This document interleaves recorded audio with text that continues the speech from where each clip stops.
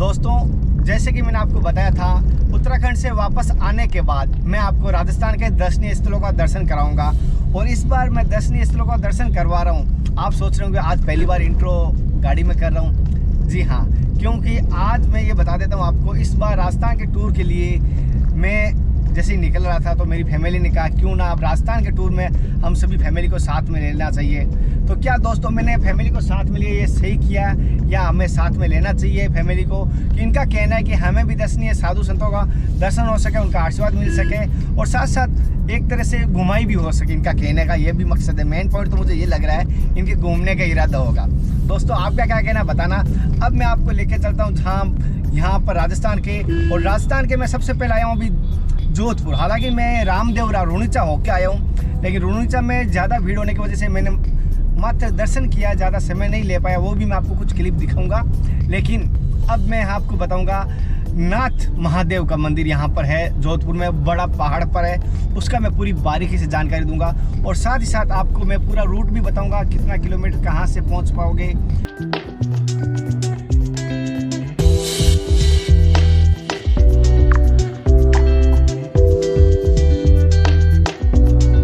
सिद्धनाथ महादेव मंदिर के नज़दीक पहुंच चुके हैं, जैसे आप देख पा रहे हो। हालांकि ये पहाड़ की चढ़ान है। ये जो पहाड़ की चढ़ान है, हमें पैदल चलना पड़ेगा। यहाँ पर कोई रास्ता नहीं है।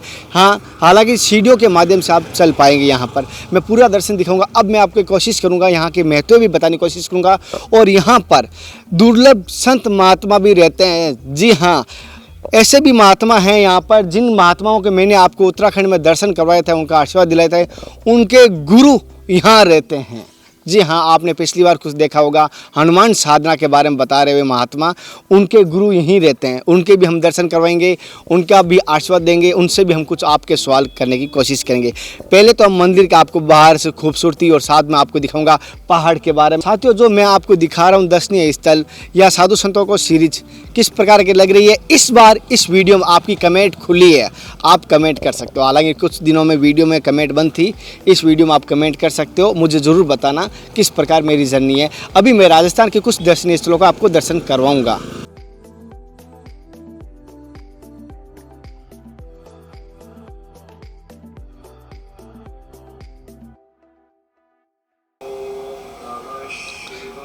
साथियों, अब हम मंदिर की तरफ, गुफा की तरफ चढ़ाई कर रहे हैं। और साथ में, जैसे कि आप सबको पता है, इस बार मैं फैमिली लेके जा रहा हूँ। और जो रास्ते में ही आपको राइट साइड में एक गुफा मिलेगी, जो बाबा रामदेव जी के, जैसे आप देख पा रहे हो, राइट साइड में है। यहाँ से ज़्यादा नहीं कहूँगा, 500 मीटर जाने के बाद वो आपको मिलेगी। पहले हम चलते हैं ऊपर की तरफ बढ़ते हैं। हमने कुछ सीढ़ियाँ पार करने के बाद फिर हमें और सीढ़ियाँ दिखाई देती है, जैसे आप देख पा रहे हो। और लेफ़्ट साइड में गौशाला है।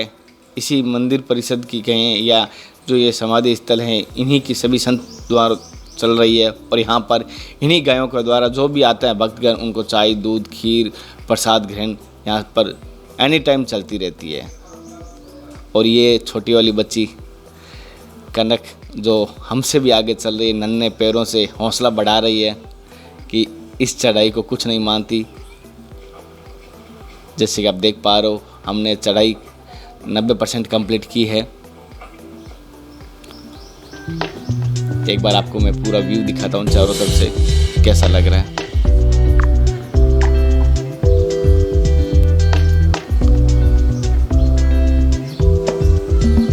ये देखो, कदम कदम करके और पहाड़ की चढ़ाई बगैर रुके हुए कंटिन्यू पार की है।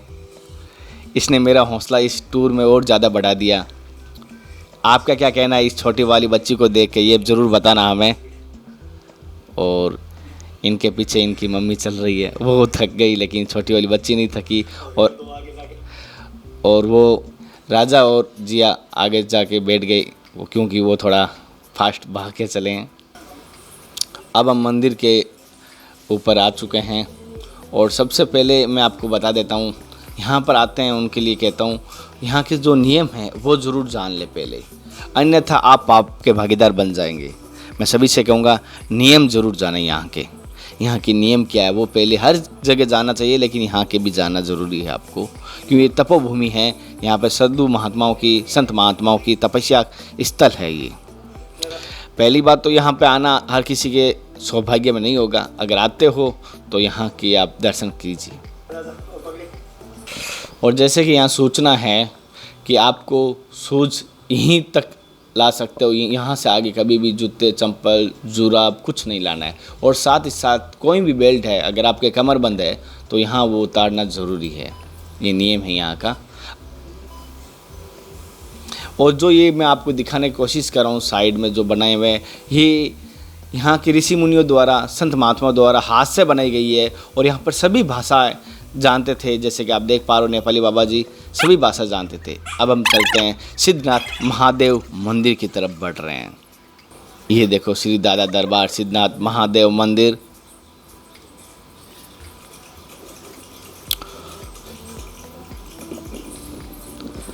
साथियों, ये मंदिर के पास ही श्री सिद्ध भैरव जैसे कि मंदिर है। और ये सिद्धनाथ मंदिर बहुत प्राचीन है। इसका वर्णन यहाँ पर हम जानेंगे, आपको बताएंगे इतिहास भी।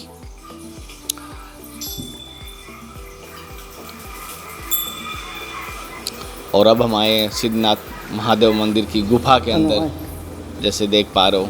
अभी यहाँ पर आपको दर्शन करते हैं और पहले हम महादेव के जलाभिषेक करेंगे, उसके बाद आपको यहाँ की जानकारी देते हैं।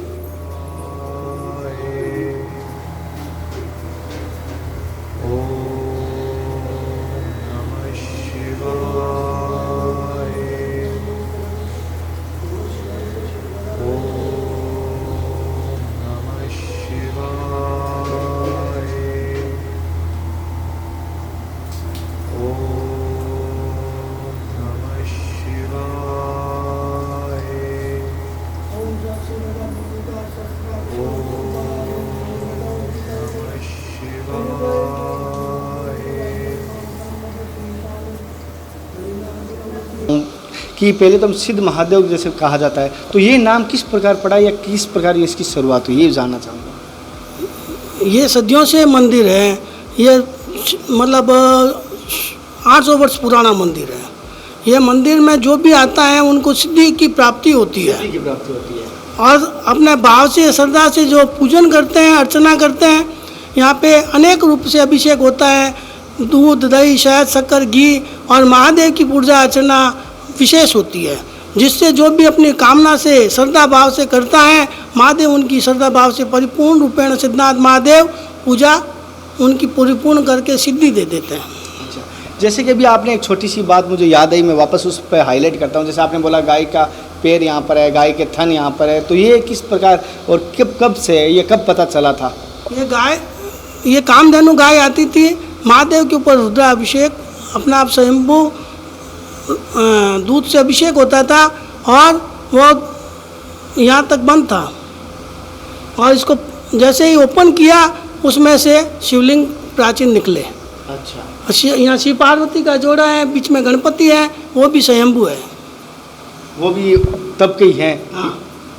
अच्छा, बाद में स्थापित तो किए हुए नहीं? स्थापित नहीं है, स्थापित मूर्तियाँ की हुई हैं गणपति की, पार्वती की और कार्तिक भगवान। इसी थन से जल आ रहा है, ये देख पा रहे हो आप। ये अभिषेक हो रहा है, आज भी अभिषेक हो रहा है। और यहाँ ये 12 ज्योतिर्लिंग है यहाँ पर, जैसे कि मैं आप दिखा रहा हूँ। अनेकों शिवलिंग है और यहाँ पर ये सभी शिवलिंग स्थापित नहीं की गई है। ये बड़ी बात बता रहा हूँ मैं साथियों। ये वो शिवलिंग है, जैसे देख पा रहे हो, आपको मैं दर्शन करा रहा हूँ। बहुत दुर्लभ दर्शन है। और मैं कोशिश करूँगा, सबसे एक बात कहना चाहूँगा कि अगर आप राजस्थान आते हो और अगर यहाँ के दर्शन नहीं किए या किसी धाम पे जा रहे हो तो आपने बिल्कुल भी कुछ नहीं किया। और ये माता पार्वती और शिव की और बीच में गणेश जी की आप देख पा रहे हो ये तस्वीर। हालांकि ये बनाई गई नहीं है, किसी की स्थापित नहीं की गई है, ये अपने आप स्वयंभू। और हालांकि पीछे जो मूर्तियां हैं वो है। लेकिन एक बड़ी बात बताऊं, जैसे गाय की अभी खुर की बात कर रहे थे, गाय की पैर की बात कर रहे थे, कामधेनु की, वो मैं आपको थोड़ा सा जूम करके दिखाने की कोशिश कर रहा हूँ। जैसे आप देख पा रहे हो, ये रियल में ऐसा लगता है कि कच्ची माटी पे किसी गाय का पैर रखा हुआ है। रियल में ये पत्थर की चट्टान है। और यहाँ पे कहते हैं गाय इस शिवलिंग का अभिषेक करने के लिए आती थी अपने दूध से। पूरा मैप है इसमें पूरा। साथियों एक साथ में मैं बता देता हूँ, यहाँ पर अखंड ज्योत भी है जैसे आप देख पा रहे हो। ये यहाँ अखंड ज्योत है। मैं आपको दर्शन तो करवाने की कोशिश कर रहा हूँ, अगर फिर भी कोई और जैसे कि आपको पहचान सबको पता है, होने की आवश्यकता, कहने की आवश्यकता नहीं है। त्रिशूल के साथ डमरू और महादेव की ये यहाँ पर ये संत है जो दुर्लभ है दर्शन, लेकिन इनके आशीर्वाद हमारे पे बना रहे और आप सबके ऊपर बना रहे। ये इन्होंने यहाँ पर तपस्या की थी और इस भूमि को कहूँ चेतन किया था या तपो भूमि बनाया था। इन्हीं संतों द्वारा ये तपोभूमि बनी है। साथियों जैसे कि गुरु पूर्णिमा आ रही है और चरणों का और चरण पादुका का बड़ा महत्व होता है, जैसे मैंने पिछली बार बताया था। और जैसे कि आप देख पा रहे हो श्री राम जी की चरण पादुका की या चरणों की भक्ति करते हुए श्री हनुमान जी, जैसे आप देख पा रहे हो। जय श्री राम। दोस्तों एक बार आप भी इसी साथ में जय श्री राम जरूर लिख दीजिए, बोल दीजिए जय श्री राम।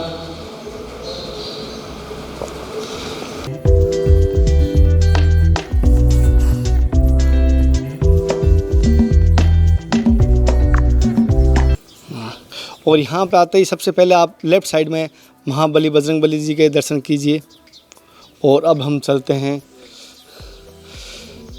तपोभूमि संत नारायण स्वामी जी की समाधि। और मैं यहाँ के आपको और यहाँ का अगर मैं आपको बात करूँ, अगर आपको लगा होगा कि ये वीडियो थोड़ा लंबा लग रहा होगा, तो अगर वीडियो को स्किप करोगे तो मैं कहूँगा आप पूरा देख नहीं पाओगे, ना पूरा समझ पाओगे। 12 ज्योतिर्लिंग यहाँ पर है जैसे आप देख पा रहे हो। मैं पूरा एक परिक्रमा हो जाएगी और ये परिक्रमा आप समझ लेना आप भी परिक्रमा कर रहे हैं।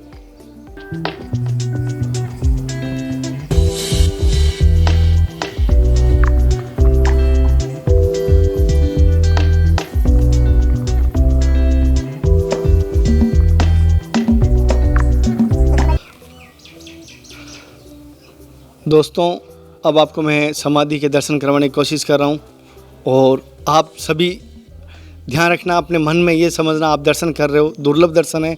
और संत महात्माओं का दर्शन आपको पता है होना असंभव होता है, हर किसी के किस्मत में कहाँ लिखा होता है।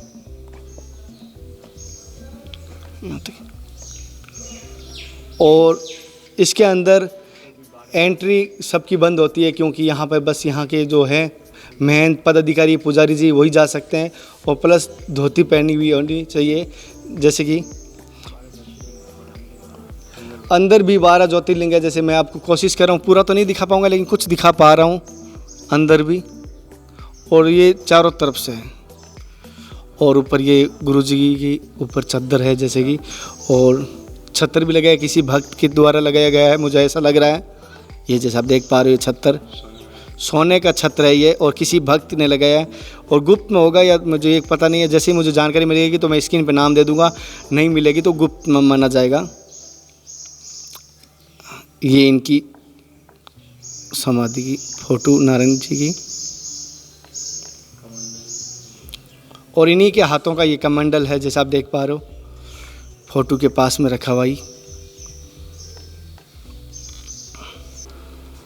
और ये इनका स्थान है, यहाँ पर बैठते थे और जिस मुद्रा में बैठते थे वही मुद्रा यहाँ पर है।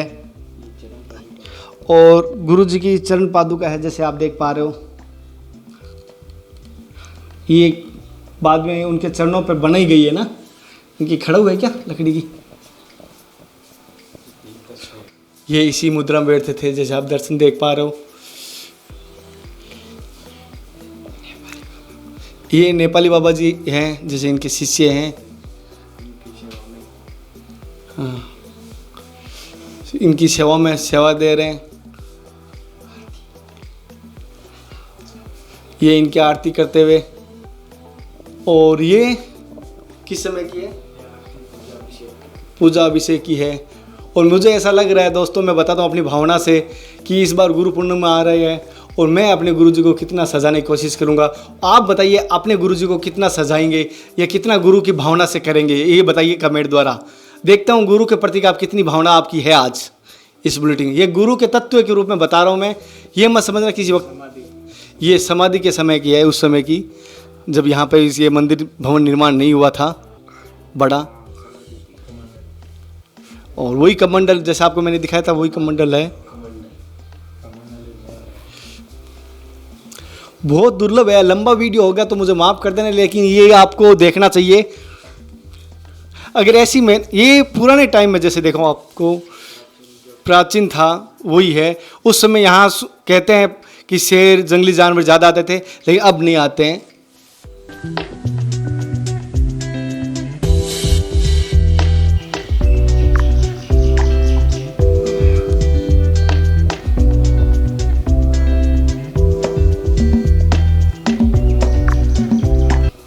ये नेपाली बाबा जी जैसे कि आप देख पा रहे हो, और इनकी मैं आपको समाधि के दर्शन करवा रहा हूँ, और साथ साथ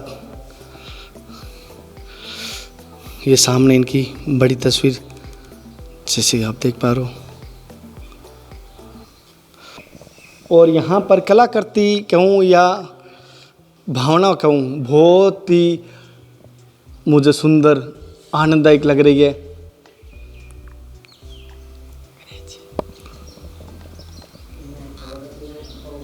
और जैसे कि आप देख पा रहे हो ऊपर श्री गजानन जी, श्री गणेश जी,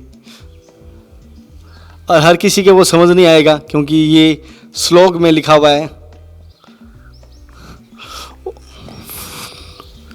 हमारा सौभाग्य है आज हम इनके दर्शन कर रहे हैं, इस समाधि स्थल के दर्शन कर रहे हैं, इस तपोभूमि के दर्शन कर रहे हैं। ये नेपाली बाबा जी जैसी बैठक थी, यहाँ बैठते थे और इसी मुद्रा में बैठते थे, जो अधिकतर वही मुद्रा यहाँ पर है। और इनके ठीक नीचे यहाँ इनकी चरण पादुका है।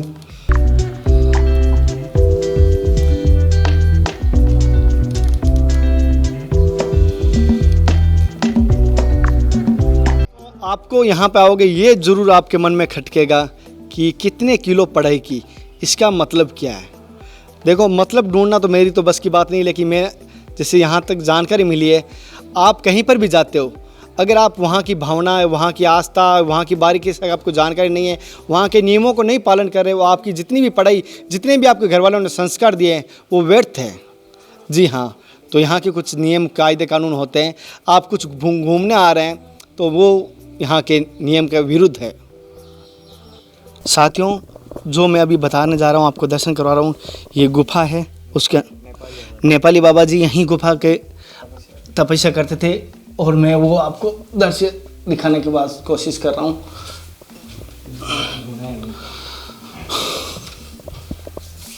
और ये गुफा है वो।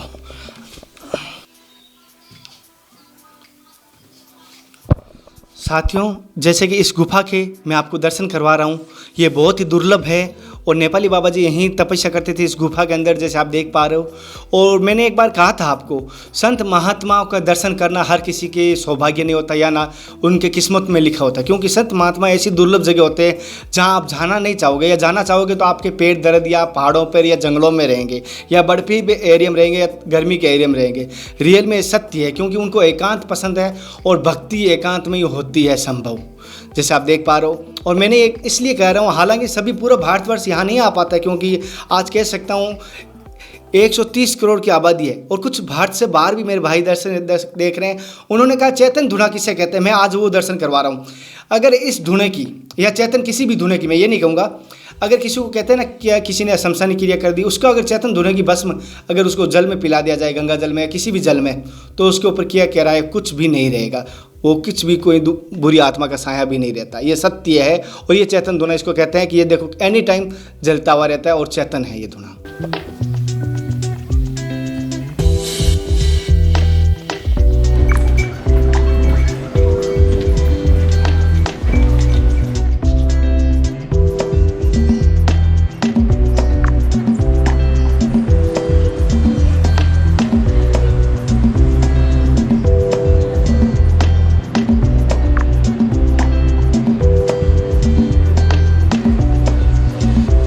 जी हाँ, मैं वहीं आया हूँ। कुछ वहाँ महात्मा मिले थे जिसे आपने देखा था वहाँ, और क्योंकि यहाँ पर तपोभूमि भी कहा जाता है, राजस्थान में ऐसी भी जगह है। और मैं अभी जोधपुर आया हूँ, यहाँ पर तपोभूमि के बारीकी से जानकारी आपको दे रहा था। अभी हमारे साथ यहाँ पुजारी जुड़े हैं, गुरुजी जुड़े हैं, उनसे बात करेंगे संत महात्माओं से, और उनका आशीर्वाद दिलाएंगे। पहले तो गुरुजी मेरी तरफ से, मेरे देखने वाले सभी दर्शकों की तरफ से आपके चरणों में दंडवत कोटि कोटि प्रणाम। जय श्री दादाजी के। गुरुजी आपका शुभ नाम? मेरा नाम गुरु जी का दिया हुआ छोटा सा नाम सनातन गिरी है, और मेरे गुरु जी का नाम श्री महंत मुनीश्वर गिरी महाराज जो अचलनाथ महादेव मंदिर में इस समय विराजमान हैं और गादीपति भी हैं और सिद्धनाथ के भी गादीपति हैं। लगभग जोधपुर में 50% स्थानों के देख रेख में उन्हीं के इशारों से सब स्थान चलते हैं। गुरुजी जैसे कि एक जानना चाहता हूँ, जैसे जोधपुर की तपोभूमि कहा जाता है यहाँ पर, तो यहाँ की महत्ता क्या है और क्या यहाँ की बारे में बारीक सी, क्योंकि अभी पूरा भारतवर्ष भी देख रहा है और कुछ भारतीय बाहर भी रहते हैं, वो भी देख रहे इस बुलेटिन को। जोधपुर में ये सिद्ध स्थान सिद्धनाथ के नाम से, इसका नारायण स्वामी जी ने बहुत अच्छी तरह से आनंद लिया और सबके लोगों को अपनी ये आवाज़ पहुंचाई कि ये यहाँ आनंद लेने के लिए आए हुए हैं। यहाँ कोई आए तो एंजॉय भाव से नहीं, एक आस्था भाव से यहाँ की पवित्रता मर्यादा को ध्यान रखते हुए आप सब लोग आएंगे तो इसका दुगना लाभ मिलेगा। अन्यथा इस अपवित्रता मर्यादा को आप लोग नुकसान फैलाओगे तो खुद जगह का नुकसान नहीं होता है, खुद उस जीव का ही नुकसान होता है। जिस प्रकार जैसे गंगा के जल में हम तुम कितनी भी गंदगी डालें पर गंगा की अपवित्रता को आप लोग नहीं ख़त्म कर सकते, क्योंकि गंगा गंगा होती है। इसी प्रकार ये सिद्ध स्थान जो दादाजी ने यहाँ जहाँ तपस्या किया है, एक कायलाना झील जो बना है जो जोधपुर बसा हुआ है, इसमें विशेष दादाजी का विशेष योगदान और सहयोग रहा है। मैं अपने दादाजी के पीढ़ी में 9वीं पीढ़ी में यहाँ पे तीसरी बार आया हूँ। जो यहाँ पे चमत्कार मैंने देखा है जीवन में, अन्यथा बहुत भ्रमण किया हूँ, नर्मदा खंड, उत्तराखंड और रेवा खंड, कहीं कहीं छोड़ा नहीं कोने कोने में। पर जो मेरे को जीवन में शांति मिली है दादाजी के चरणों में, अन्यथा कहीं शांति नहीं है। इसलिए आप लोग यहाँ आए तो मर्यादा का और पवित्रता का विशेष ध्यान रखो, अन्यथा ये आपका ही नुकसान है। मनुष्य का जीवन मिला है ज्ञान, अर्थ और इसके बारे में समझने का, अन्यथा खा पी के सो जाना, एंजॉय करना, ये मनुष्य जीवन का सही शाब्दिक अर्थ नहीं है। जय श्री दादाजी की। जैसे कि गुरुजी ने बताया था, अगर कोई सीधा सुबह उठ के शाम को खाता है, पीता है, सो जाता है, ये मनुष्य जोनी नहीं कहूँगा, पशु जोनी कहूँगा। ये तो पशु ही करता है अपने बच्चों के लिए, अपने लिए। अगर आप धर्म के लिए कुछ करते हो, दया भाव से दूसरे जीवों के लिए कुछ करते हो, तो आप मनुष्य जीवन में कुछ स्वार्थक माने जाते हो। जैसे कि गुरुजी ने, बाबा जी ने कहा था कि अगर यहाँ पर आस्था के रूप में आना चाहते हो, दर्शन के लिए आते हो या अपनी कष्ट निवारण के लिए आते हो, तो आपको यहाँ पुण्य मिलेगा। अन्यथा अगर आप पिकनिक के लिए आते हो, सेल्फी के लिए आते हो, तो यहाँ पाप के भागीदार बनोगे। गुरुजी ने कहा। एक गुरुजी से हम चेतन धुने के बारे में बात करते हैं। गुरुजी, जैसे यहाँ चेतन धुना है, जैसे मैंने यहाँ गुफा के दर्शन करवाया, इस धुने की क्या महत्ता है? और जैसे क्या कहा सुना है, जैसे कि धुने की अगर भस्म ग्रहण कर ली तो उसका मतलब बहुत पुण्य मिलता है, और अगर किसी के ऊपर शमशानी क्रिया किसी ने कर भी दिया है तो इस धुने के मात्र से ही, ग्रहण मात्र से ही वो समाप्त हो जाती है। इसके बारे में थोड़ी जानकारी दीजिए। ये जो धुना है अपना, ये देवलोक से आया हुआ है। दत्तात्रेय महाराज ने इंद्र से ये अपने लोगों के लिए, उद्धार के लिए गुरु दत्त महाराज ने मांगा था कि मैं मृत्यु लोक में जाऊंगा तो वहाँ पे लोगों को उद्धार कैसे होगा। तो धुना के सहारे जो आज हम सब दर्शन करते हैं, ये जागृत धुना होता है। जिस महात्मा का धुनापन सिद्ध नहीं होता है, उसका कोई भी काम सिद्ध नहीं होता है। इसलिए महात्मा, नागा सन्यासी या सीताराम या कोई भी उदासीन हो, धुना विशेष होता है। धुना ही साक्षात उस जीव का जीवन है। जिस प्रकार धुना जलता है आखिरी राख रह जाती है, उसी प्रकार शरीर भी एक दिन जलते जलते आखिरी उसकी राख ही रह जाती है। धुना अपने को जीना मरना सिखाती है कि जीव को कैसे जीवन में आगे बढ़ना चाहिए और कैसे धीरे धीरे घटता है जीव। उसी प्रकार धुना, ये मंत्रों का विशेष योगदान होने के कारण, और गुरु महाराज ने ऐसा तपस्या करके रास्ता बताया है कि जो जितना धुना का सम्मान आदर करेगा उतना उसको जीवन में लाभ मिलेगा। बोल गुरुदेव दत्त महाराज की जय। गुरुजी, जैसे एक चीज़ और जानना चाहता हूँ। जैसे मैंने छोटी आपने धुने के बारे में बताई थी, लेकिन मैंने जैसे हमारे दर्शक भी देख रहे हैं, धुने में जैसे आपने त्रिशूल भी है, चिमटा भी है, डमरू भी है, इनका क्या वर्णन है? किस प्रकार यहाँ कोई क्या भक्त या कोई यहाँ पर भेंट करता है? ये अपनी अपनी शक्तियाँ लगाई जाती है धुने में। अपना जो महात्मा भक्त आते हैं, अपना अपना योगदान की इस जागृत धुना में मेरा भी योगदान कुछ हो जाएगा और मेरा भी कुछ उद्धार होगा। तो अपना अस्त्र जो लाता है, कोतवाल लाता है, वो दादाजी के धुने में समर्पण कर देता है। अच्छा, जैसे इन्होंने कहा है, ये सभी संतों की शक्तियाँ हैं, ये जैसे देखा जाए, और शक्तियाँ होती है, अगर संगठन होता है जो अब अगर भक्त कोई अगर उनका दर्शन करता है या उनके लिए ये काम आती है। जैसा हमारा अगर बैंक बैलेंस होती है, इनकी ये तपस्या मानी जाती है, वो बैंक बैलेंस माना जाता है। आपका पैसों का धन होगा, इनकी तपस्या का धन होता है, वही आपको मैं जैसे मैं हर बार बताता हूँ। गुरुजी जैसे एक चीज़ और जानना चाहता हूँ, आप तो भगवान के बहुत नज़दीक हो, भगवान की तपस्या करते हो, जो गृहस्थी जीवन जी रहा है वो भगवान को कैसे पा सकता है, या गृहस्थी जीवन भगवान को पाने के लिए क्या सन्यासी बनना ज़रूरी है, या गृहस्थी जीवन में निभाते हुए कैसे कर सकता है?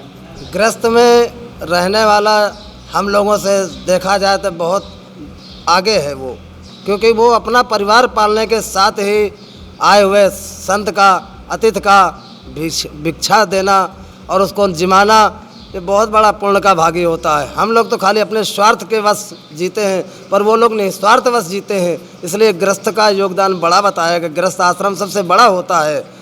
कौन सा आश्रम बड़ा होता है? जो गृहस्थ में रह के सुबह शाम अपने माता पिता गुरु का सम्मान करे और इज्जत करे, आए हुए अतिथि का सम्मान करे, वो गृहस्थ आश्रम बड़ा होता है। जिस प्रकार विदेह राज का आज आप लोग नाम सुना है कि दुनिया में कहीं चले जाओ तो विदेह राज का नाम सर्वप्रथम पहले आता है गृहस्थ में, कि सुखदेव मुनि सरीखे, अष्टावक्र सरीखे, उनसे ज्ञान लेने गए।